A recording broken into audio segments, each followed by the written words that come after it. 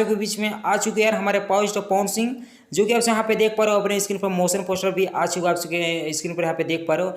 Song की बात करें तो यार सॉन्ग आप सबके बीच यहाँ पे 6:45 को मतलब देखने को मिलेगा, कल के दिन नहीं 16 अगस्त को आप सबके बीच में खैर आ जाएगा।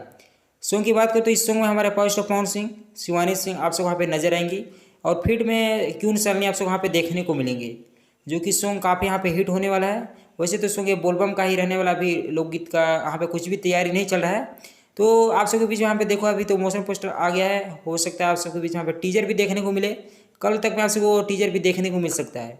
जो कि अभी डेट पर बस यही अपडेट रहने वाला था। आप सबके बीच में जल्द ये वाला सॉन्ग देखने को मिलेगा। तो power star Pawan Singh fans के लिए काफ़ी यहाँ पे मतलब जोरदार अपडेट रहने वाला।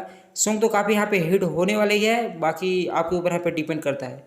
जी हाँ, तो यार आज की वीडियो इतना ही रखते हैं। आप सबको खैर ये वाला वीडियो वहाँ पे पसंद है, जरूर से वीडियो को लाइक करिएगा। हम फिर मिलेंगे किसी नेक्स्ट वीडियो के साथ, तब तक लव यू ऑल यार।